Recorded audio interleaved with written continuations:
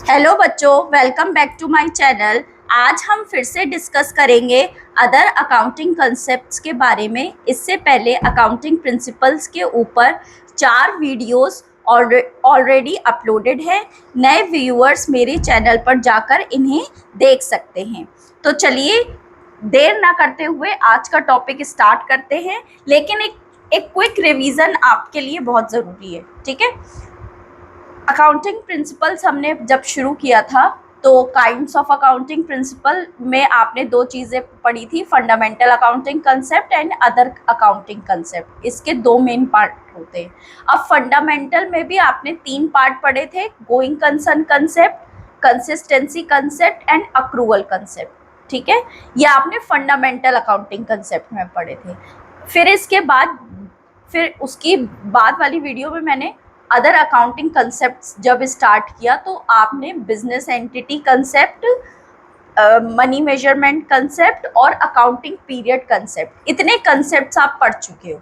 ठीक है, इसीलिए नए व्यूअर्स जो है मेरी पहली वीडियोस को भी जाके गो थ्रू कर सकते हैं। ठीक है, आज हम करने जा रहे हैं कॉस्ट कंसेप्ट। कॉस्ट कंसेप्ट को हिस्टोरिकल कॉस्ट कंसेप्ट भी बोला जाता है। हिस्टोरिकल कॉस्ट कंसेप्ट और कॉस्ट कंसेप्ट एक ही बात हुई। ठीक है, अब हम जानते हैं इसके बारे में। According to this concept, an asset is ordinarily recorded in the books of accounts at the price at which it was acquired। ठीक है, आप इसको एसेट्स को उसी प्राइस पे दिखाते हो बुक्स में जिस पे वो एक्वायर की गई है। ठीक है, this cost becomes the basis of all subsequent accounting for the assets. अब एसेट्स भी ऐसा तो नहीं होता है ना कि जो है एक बार खरीदी फिर उसको तुरंत फेंक देते हो, नहीं ना। एसेट्स आप खरीदते हो तो क्या करते हो, उनको ज़्यादा टाइम के लिए यूज़ करते हो। जैसे अगर एसेट्स में आपने जैसे लैंड एंड बिल्डिंग खरीदी, प्लांट एंड मशीनरी खरीदी, तो ये ज़्यादा टाइम के लिए यूज़ होने वाली है। ठीक है, तो हर साल मतलब बैलेंस शीट में ये जब तक बिजनेस पर रहेंगे हर साल इनको दिखाओगे।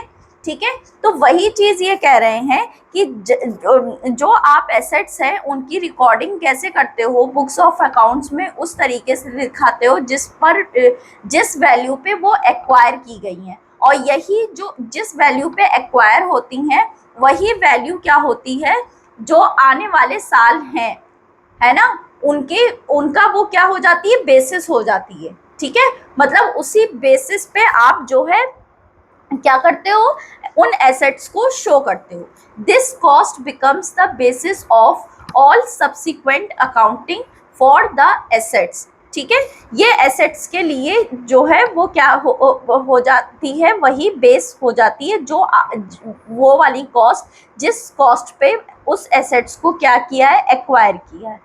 ठीक है, since the acquisition cost relates to the past. ठीक है, अब ये तो सिंपल सी बात है, ये तो इजीली आपको समझ में आ गई होगी कि जो आपने एसेट्स अगर 2015 में खरीदी है, ठीक है, 2000 अब सब्सिक्वेंट ईयर क्या हो जाएंगे, 2016, 17, 18 ये सब्सिक्वेंट ईयर हो जाएंगे। तो यानी कि 2016 के लिए 2015 की जो वैल्यू होगी वो पास्ट फिगर हो जाएगी ना। ठीक है, तो इसीलिए इसको हिस्टोरिकल से रिलेटेड करते हैं, हिस्टोरिकल कॉस्ट इसीलिए बोलते हैं। ठीक है, तो since the acquisition cost relates to the past it is referred to the historical cost, इसीलिए इसको हिस्टोरिकल कॉस्ट बोलते हैं। This cost is the basis of the valuation of the assets in the financial statement. आप financial statements जो भी prepare करोगे इसी cost पे जो है एसेट्स का क्या करोगे, वैल्यूएशन करोगे। ठीक है, आई बात समझ में। जैसे for example, sorry for the inconvenience बच्चों,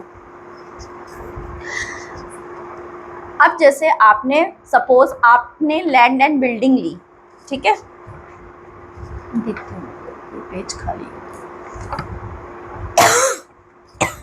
सॉरी बच्चों, अगर आपने लैंड एंड बिल्डिंग ली, ठीक है। अब मान लो ये लैंड एंड बिल्डिंग आपने ली कितने की, 20 लाख की, ठीक है। लेकिन आज पहले के टाइम में और अब के टाइम में अंतर होता था कि नहीं? पहले के टाइम में चीजें सस्ती होती थी, आज महंगाई है। अब यही लैंड और बिल्डिंग अगर आज के इसकी मार्केट वैल्यू है 60 लाख रुपए, ठीक है। तो आप ये 60 लाख नहीं दिखाओगे, आप क्या दिखाओगे, 20 लाख। जो आप बुक्स में दिखाओगे, जो बुक्स ऑफ अकाउंट्स बनाओगे, उसमें आप क्या दिखाओगे, 20 लाख ही दिखाओगे, 60 लाख से आपका कोई मतलब नहीं है। मतलब कि एसेट्स, कहने का मतलब ये है कि अगर एसेट्स की वैल्यू बढ़ रही होगी, है ना, जो उनकी मार्केट प्राइस होगी, उस मार्केट प्राइस को आप कंसिडर नहीं करते हो, कंसिडर उस वैल्यू को करते हो जिस वैल्यू पे आपने वो एसेट्स एक्वायर किए, ठीक है। लैंड एंड बिल्डिंग आपने 20 लाख रुपए में खरीदी थी, तो ये 20 लाख ही आप बुक्स ऑफ अकाउंट्स में दिखाओगे, 60 लाख को शो नहीं करोगे। 60 लाख से आपका कोई भी वास्ता कभी भी नहीं होगा। आई बात समझ में, ठीक है। अब आगे का पॉइंट क्या कह रहा है, वही चीज है, this cost is the basis of valuation of the assets in the financial statement. यही मैंने आपको पॉइंट समझाया, ठीक है। However this concept doesn't mean that assets will be continuously shown at their acquisition price for as long as business entity owns them। मतलब अब इन्होंने ये कहा है कि इसका मतलब ये नहीं है कि इस कॉन्सेप्ट के अकॉर्डिंग इसका हाउएवर क्या लिखा है, however this concept doesn't mean, ठीक है। यानी कि इस कंसेप्ट का ये मतलब नहीं है कि आप हर साल जिस एक्विजिशन प्राइस है, एक्विजिशन प्राइस आपका क्या था, 20 लाख था, तो हमेशा आप 20 लाख पे ही क्या दिखाओगे, हर साल 20 लाख पे ही एसेट्स को दिखाओगे, ऐसा नहीं है, ठीक है। आपने ओन कितने में किया है, 20 लाख में, आप हर साल उनको 20 लाख में नहीं दिखाओगे। क्या करोगे, this cost is systematically reduced from year to year by charging depreciation and the assets are shown in the balance sheet at the cost less depreciation। अब इन्होंने कहा है कि आप जो है क्या करोगे, उस कॉस्ट हमेशा हर साल, ये नहीं कि 2015 में भी आपने 20 लाख पे दिखाया, 2016 में भी 20 लाख में दिखाया, 17 में भी, ऐसा नहीं है। आप उसमें क्या करोगे, डेप्रिसिएशन हटा के तब इसके बाद जो वैल्यू आएगी उस पे शो करोगे, ठीक है। अब जो आपकी लैंड एंड बिल्डिंग है उस पर डेप्रिसिएशन नहीं लगता है, ठीक है। डेप्रिसिएशन का मतलब होता है वैल्यू का घटना, ठीक है। अब जो लैंड एंड बिल्डिंग होती है, अक्सर आजकल क्या है, जो रियल एस्टेट का बिजनेस है उसमें क्या है, फायदा ज्यादा है, चीजें महंगी हो रही है ना। आज कोई भी इतनी सी लैंड है उसका प्राइस बहुत ज्यादा हाई है, ठीक है। तो लैंड एंड बिल्डिंग की प्राइजेस हमेशा बढ़ती रहती हैं, ठीक है। अब क्या होता है कि जो अभी तक तो बढ़ी रही हैं, जब तो इसके अलावा लैंड और बिल्डिंग के अलावा और भी जो एसेट्स होती है, जैसे फर्नीचर हुआ, प्लांट एंड मशीनरी हुई, तो इन सब की वैल्यू क्या होती है, घटती है, ठीक है। अगर कोई मोटर व्हीकल है या कार है बिजनेस के पास, बिजनेस के काम के लिए, तो वो क्या हो गई, एसेट्स हो गई, ठीक है। तो आप कोई भी चीज देख लो, अगर हम छोटा सा एग्जाम्पल देते हैं कि आज ही मैंने एक कार खरीदी 8 लाख रुपए की, मैंने एक कार खरीदी लेकिन मुझे पसंद नहीं आई, मैंने कहा कि इसको मैं अपने फ्रेंड को दे दूं, ठीक है। तो फ्रेंड को जब मैं दूंगी तो क्या वो मुझे 8 लाख देगा, नहीं, कम प्राइस ही तो पे करेगा ना। तो यानी कि जो जितना प्राइस कम हुआ वही उसकी वैल्यू क्या हो गई, घट गई। This is known as depreciation. यही चीज क्या है, डेप्रिसिएशन, ठीक है। मतलब शोरूम के बाहर निकलने के बाद सामान का क्या शुरू हो जाता है, डेप्रिसिएशन होना शुरू हो जाता है, क्योंकि वो सेकंड हैंड में आ जाएगा, ठीक है। तो इसीलिए इन्होंने यही चीज बताई है कि जैसे प्लांट एंड मशीनरी है, अगर आपने अब ये जो लैंड एंड बिल्डिंग का हटा के अगर हम प्लांट एंड मशीनरी ले लें, 2 लाख की, है ना। तो आप क्या करेंगे, एक साल तो तुमने मान लो 2015 में खरीदी, तो 2015 में तुमने खरीदी, तो उसमें एक साल का वो 2 लाख का जो मशीनरी थी वो हर साल आप 2 लाख पे नहीं दिखाओगे। अब इसमें जो इंस्टीट्यूट है या जो कोई भी कंपनी है, कोई भी फर्म है, वो क्या चार्ज करेगा, डेप्रिसिएशन चार्ज करेगा। ठीक है, क्या चार्ज करेगा, डेप्रिसिएशन। अब ये रेट वो खुद डिसाइड करता है, लाइक 10%, 20%, इस तरीके से डेप्रिसिएशन चार्ज होता है। तो वही चीज बोल रहे हैं जो इन्होंने जो यहाँ पे लिखा है ना कि charging depreciation and the assets are shown in the balance sheet at the cost less than depreciation. और बैलेंस शीट में कैसे दिखाया जाता है, कॉस्ट में से डेप्रिसिएशन माइनस करके। ठीक है, अब जैसे बैलेंस शीट ऐसे बनती है, बैलेंस शीट का फॉर्मेट ये होता है, ठीक है, जो कि मैंने आपको ये दिखा रखा है। आगे जबकि आगे की जब क्लासेस होंगी तो प्रॉपर्ली उसमें बैलेंस शीट बनाना, ट्रेडिंग पीएल अकाउंट बनाना सब सिखाया जाएगा। ठीक है, अभी एक शॉर्ट व्यू है इसके अकॉर्डिंग, जो यहाँ पे थ्योरी दे रखी है उसके अकॉर्डिंग मैंने बताया। ठीक है, तो बैलेंस शीट एज ऑन जिस डेट पे बनती है वो लिखती है, लायबिलिटीज अमाउंट, एसेट्स अमाउंट, ये फॉर्मेट होता है। ठीक है, अब जो कॉस्ट है लाइक 2 लाख है, 2 लाख यहाँ पे लिखेंगे। अब इसमें से क्या माइनस करेंगे, डेप्रिसिएशन। डेप्रिसिएशन कोई भी रेट हो सकती है, 10%। ठीक है, अगर 10% होगा तो 20,000 होगा, तो 2 लाख में से 20,000 माइनस करेंगे, जो वैल्यू आएगी वो यहाँ पे दिखाई जाएगी। बस यही चीज कहा गया, यही इसमें समझाया गया है। आई होप आपको इस फॉर्मेट में ये चीज, वही चीज मैंने आपको फॉर्मेट में समझाई। ठीक है, आई बात समझ में। मतलब हर साल आप 20 लाख में 2 लाख में ना दिखा के कितने में दिखाओगे, डेप्रिसिएशन माइनस करके बैलेंस शीट में। ठीक है, अब आगे की जान लेते हैं।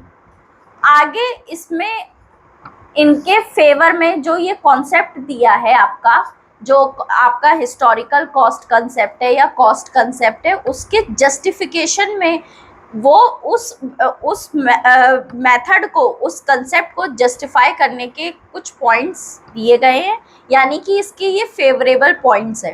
ठीक है, तो फेवरेबल पॉइंट्स क्या कहते हैं, आइए इनके बारे में जान लेते हैं। फेवरेबल पॉइंट्स ये कह रहा है, the justification for the historical cost concept lies in the following arguments. क्या क्या आर्ग्यूमेंट्स है, this cost is objectively verifiable because the cost recorded in the books is derived from an actual transaction. जो भी actual transaction होता है उसी से वो कॉस्ट डिराइव होती है, and is not arbitrarily determined. ठीक है,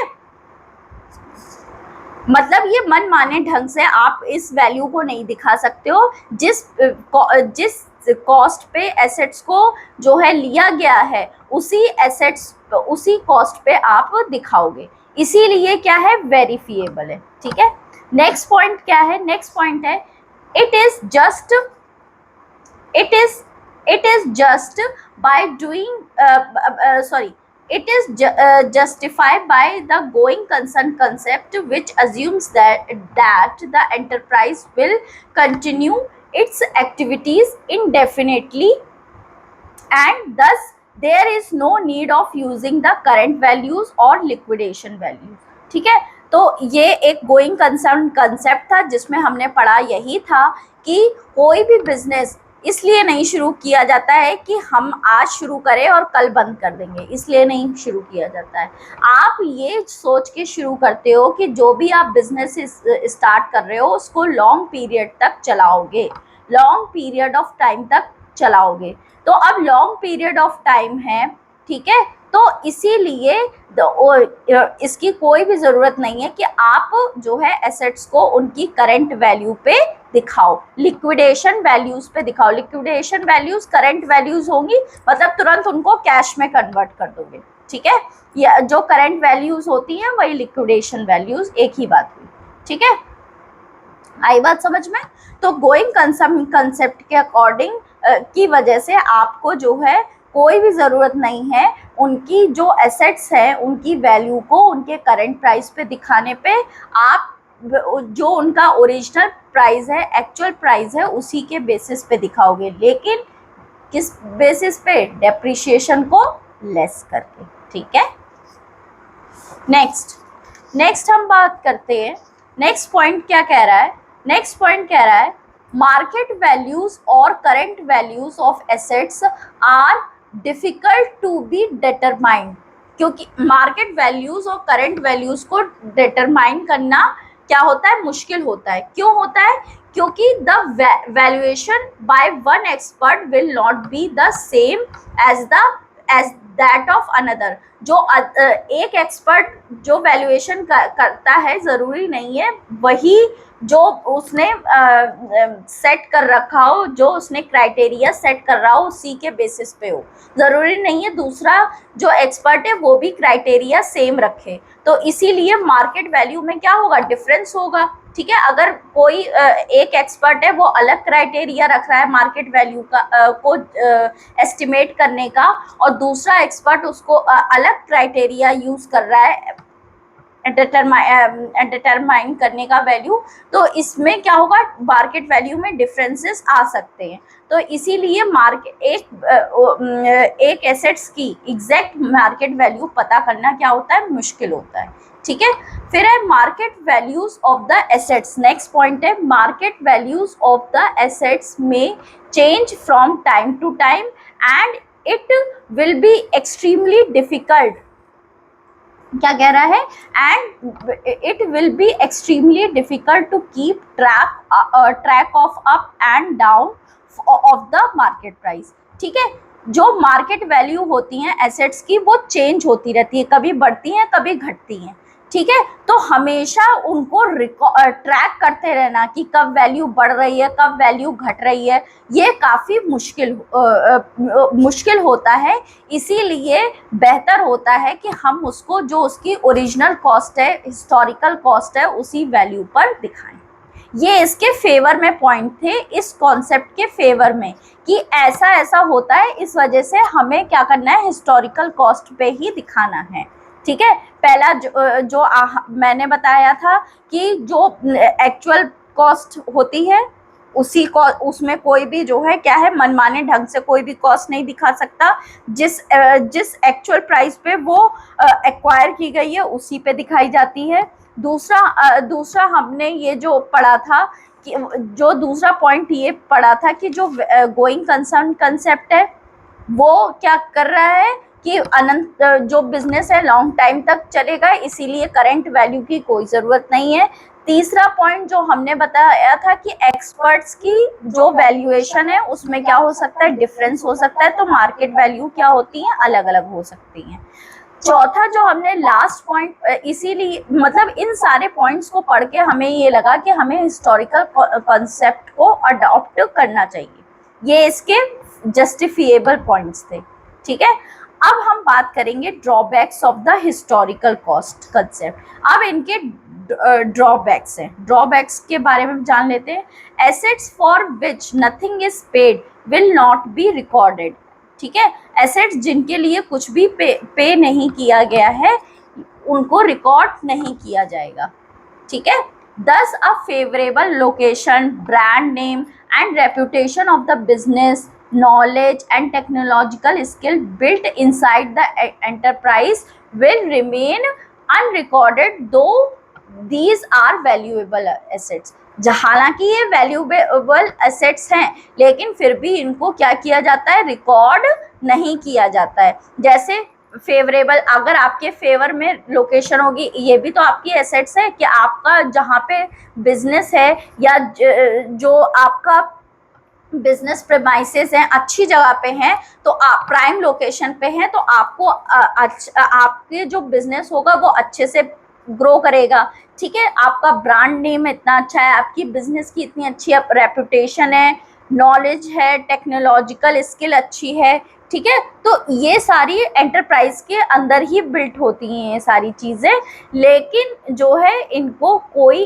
रिकॉर्ड अनरिकॉर्डेड रहती हैं, लेकिन ये क्या होती हैं? वैल्यूएबल है, क्योंकि इनकी वजह से भी बिजनेस पे काफ़ी क्या पड़ता है? असर पड़ता है, लेकिन इनको रिकॉर्ड नहीं करते हैं। ठीक है, during the periods of inflation, the figure of net profit disclosed by the profit and loss account will be seriously distorted because depreciation based on historical cost will be charged against the revenues at the current prices. अब इसका point का मतलब समझ लीजिए, जो आपके जो profit हैं, अब इन्फ्लेशन आया, इन्फ्लेशन में क्या होता है, प्राइजेस हाई हो जाते हैं, इन्फ्लेशन में क्या होता है, प्राइजेस हाई हो जाते हैं, ठीक है।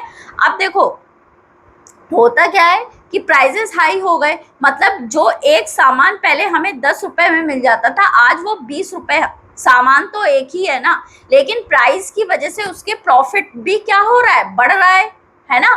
तो ये जो प्रॉफिट आपका बढ़ रहा है वो किसकी वजह से बढ़ रहा है, प्राइजेस की वजह से। और लेकिन जो आप जो डेप्रिशिएशन लगा रहे हो वो हिस्टोरिकल कॉस्ट कंसेप्ट के बेसिस पे लगा रहे हो, मतलब जो उसकी पहले की कॉस्ट थी उसके बेसिस पे डेप्रिशिएशन लगाते जा रहे हो। तो ये जो आपके प्रॉफिट्स हैं इससे आपके एक्चुअल प्रॉफिट नहीं निकल पाएंगे, क्योंकि आप जो डेप्रिशिएशन है वो इसके प्रॉफिट को क्या करता है, डिस्टॉर्ट करता है, ठीक है, उसमें छेड़छाड़ कर देता है, ठीक है। तो इसीलिए जो है और इसीलिए जो प्रॉफिट होता है आपका गलत अज्यूम्स होगा, ठीक है। तो क्योंकि जो आपके जो रेवेन्यू हो रही है वो करंट प्राइस इंक्रीज की वजह से हो रही है, जो प्रॉफिट भी बढ़ रहा है वो प्राइजेस की वजह से बढ़ रहा है, ठीक है। प्राइजेस हाई है लेकिन आपका जो डेप्रिशिएशन है वो हिस्टोरिकल कॉस्ट के बेसिस पे चल रहा है, तो ये जो है जस्टिफिएबल नहीं हुआ प्रॉफिट के अगेंस्ट में, ठीक है। ये प्रॉफिट्स का क्या हुआ, डिस्टॉर्शन हुआ, ठीक। नेक्स्ट हम बात करते हैं इंफॉर्मेशन, ये लास्ट पॉइंट है किसका, इसके ड्रॉबैक्स का।